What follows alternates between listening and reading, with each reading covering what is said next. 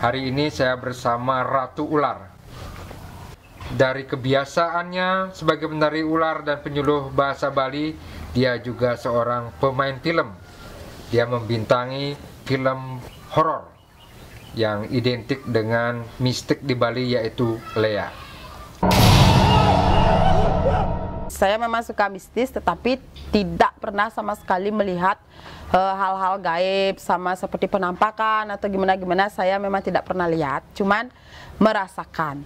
Itu pertama. Gimana ya, saya penasaran, benarkah di Bali itu ada Lea? Itu pertama kali awalnya, tetapi saya tidak merasakan apa-apa, cuman ilmu itu aja yang saya rasakan. Rasakan getaran atau sesuatu yang membuat bulu kuduk berdiri atau lain?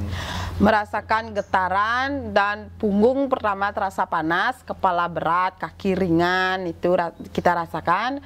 Keduanya itu umpamanya kita ke tempat-tempat apa ya namanya, tempat-tempat angker seperti kuburan, pokoknya tempat-tempat yang tidak ditempati penghuni atau orang, itu kita pertama kali jajaki, akhirnya kita merasakan itu dah, oh memang merinding seperti ini ya? Ya, merinding.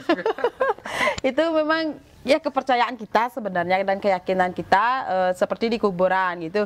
Tapi di kuburan itu tidak hari biasa kita ke sana, pasti kita mencari malam Kajang Kleon. Intinya malam Kajang Kleon itu kan kita juga membuktikan benarkah ada itu kan dibilang dewasa orang yang belajar melihat itu gitu. Itu leluhur atau orang-orang yang sudah sudah spiritualnya tinggi yang menceritakan seperti itu, seperti Ratu Pranda atau pemangku itu menceritakan. Akhirnya kita penasaran, kita setiap malam Kajang Kleon itu pasti ke kuburan melihat atau gimana ya, merasakan, tetapi kita memang tidak melihat apa-apa. Dibilang pasti malam Kajang Kleon itu ada orang belajar atau gimana, memang ada api atau ada penampakan gitu.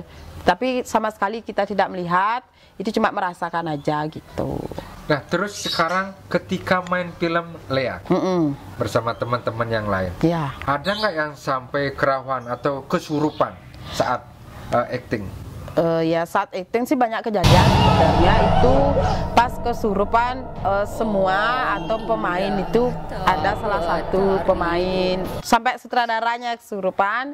Itu karena awalnya penghuni, terutama di kuburan, salah satu kuburan waktu ini di Bangbang, di Tembuku Bangbang. Waktu itu kita syuting Lea yang pertama bersama Jerumangku Teja. Dia penuntun dan dia juga yang memberitahukan kita ceritanya ilmu Lea itu gimana gitu. Akhirnya di sana di kuburan dan di atas pemun namanya ya, di atas pemun kita acting. Di sanalah kesurupannya dan tepat jam 12 sampai setengah 1 orang kesurupan. Itu pun semua pemain, ya tidak semua, cuma banyak lah, sampai penonton, sampai fotografer itu ada kesurupan. Dibilang penghuni-penghuni di sana atau bahasa Balinya rancangan di setra atau di kubur, rancangan di setra tersebut itu rauh atau datang gitu, datang untuk menyaksikan kita di sana acting. Memang kita sebelumnya memang sudah gimana ya, mepekiling atau pejati di sana, perkara sembahyang, minta izin, mohon izin biar tidak diganggu atau biar selamat. Itu kita memang di mana-mana memohon dulu perlindungan beliau. Akhirnya gimana ya, seperti itulah kejadiannya. Banyak kesurupan. Terus bagaimana cara menangani? Siapa yang menolong waktu itu? Kita tetap diawasi sama Jerumangku Pura Dalam sama Jerumangku Pura Raja Patinya. Itu tetap kita diawasi, di mana-mana kita acting itu pasti ada Jerumangku, karena kita tidak juga tidak boleh ngawur atau tidak boleh pokoknya tanpa orang spiritual gitu. Berarti kita selain minta perlindungan sama Tuhan yang berstana di kawasan itu, juga pemangku atau Jan Banggul di Debatara yang ada di sana.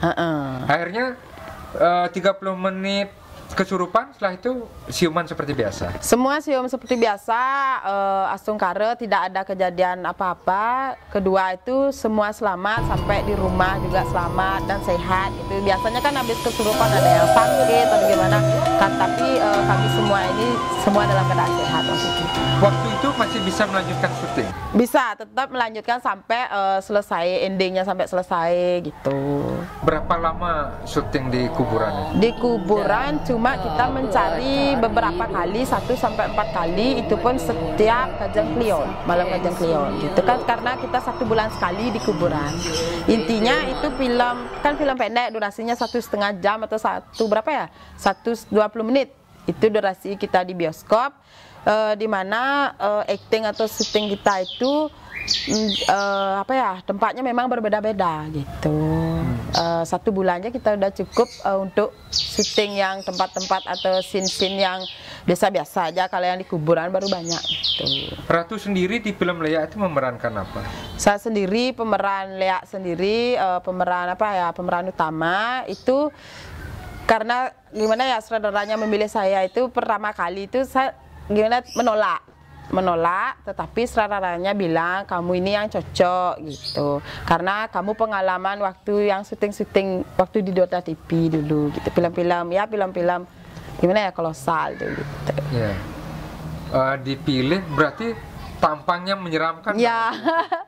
Sebenarnya sih teman-teman yang bilang gitu. Padahal umpamanya kalau saya diam atau dalam keadaan diam gitu, tidak berbicara, pasti orang-orang bilang kamu itu galak, kamu itu ya kayak serem gitu intinya gitu. Kan makanya saya bilang gini, loh kan saya kan baik-baik saja ya, baik di dalam atau di luar itu kan beda gitu. Teman-teman akhirnya banyak yang memilih saya menjadi peran-peran antagonis gitu. Begitu itu tayang di bioskop, tampilannya kan berubah. Ya. Ada nggak yang tahu, oh ini Astrid? Oh, sama sekali tidak ada. Sama sekali tidak ada yang tahu, kayak gimana ya, kayak jumpa pers waktu di salah satu restoran di Denpasar. Kan semua pemain itu kan dikenali sama masyarakat atau siapa ya, atau pegawai-pegawai di hotel tersebut, semua mengenali pemain lainnya. Tetapi mereka bertanya yang pemain Leaknya itu yang mana, pemeran Leaknya itu yang mana, kan itu. Sutradaranya memperkenalkan saya, inilah pemain Leaknya gitu. Oh, ini ya wujud aslinya, kok kecil gitu. Ini wujud aslinya kayaknya yang di bioskop itu tubuhnya agak besar gitu, maksudnya tampangnya kan serem gitu ya, itu kan berias gitu maksudnya.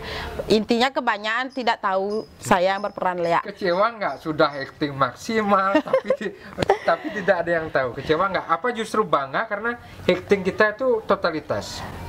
Saya sendiri tidak merasa kecewa, cuman ya berbangga, memang bersyukur karena orang-orang tersebut tidak mengenali saya gitu. Berarti saya make up itu berhasil gitu. Dan sukses untuk peran Leak tersebut gitu.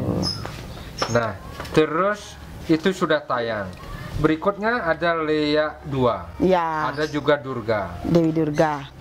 Sudah tayang kah?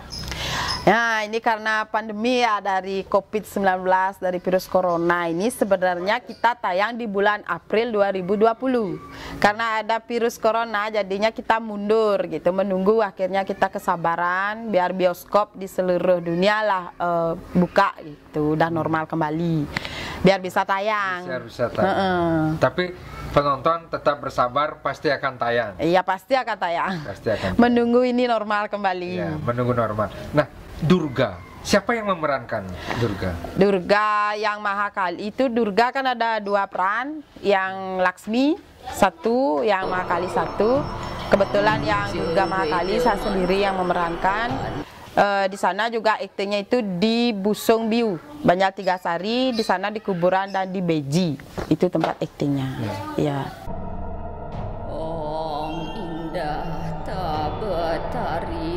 Ketika memerankan Lea kan beda. Iya, beda. Tuhan, wujud sakti Tuhan. Bagaimana perasaan ketika itu? gimana ya, perasaannya sangat bersyukur. Pokoknya gimana, intinya saya terpilih menjadi orang yang paling tinggi gitu saat sendiri. Merasa padahal diri saya kan pendek, merasa saya tinggi waktu itu. Juga bersyukur di hadapan beliau di Pura Rajapati, memuja beliau gitu lah, memohon bahwa saya akan berperan Dewi Durga, mohon maaf juga gitu biar tidak terjadi apa-apa. Akhirnya saya direstui. Waktu itu acting atau syutingnya itu memang berjalan lancar, tapi banyak cobaan. Salah satunya ada kru kita, dia itu kesurupan di Beji, dan yang memasuki katanya jero mangku kan itu yang memasuki tubuhnya dia itu bukan satu wujud aja, tapi banyak wujud sampai badannya berat dan masuk UGD. Sampai masuk UGD? Iya. Berapa lama dia ditangani di UGD? 3 hari 3 malam. Karena pejati atau apa untuk sudah kemudian pas jero mangku meneliti waktu itu kan kenapa kejadiannya seperti itu, dibilang salah satu kru tersebut yang kerauhan itu kayak menantang.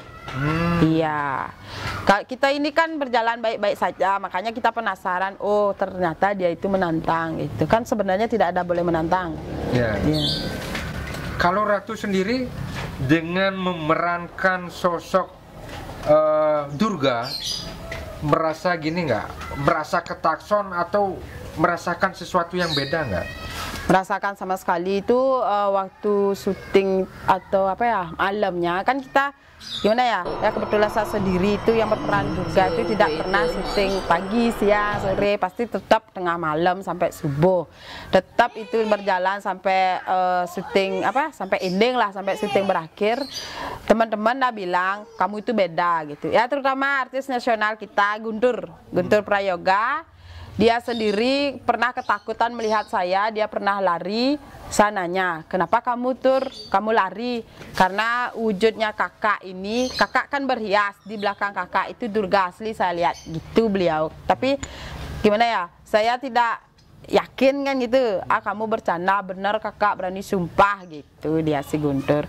Kebanyakan teman-temannya yang bilang, memang kak kakak itu dibilang kayak Durga asli sampai dia ketakutan gitu. Mohon maaf dia langsung Guntur ke Pura Rajapati, dia mohon maaf gitu. Karena aktingnya di sana dia ada ada berkata-kata isi gini, dialognya mengundang juga.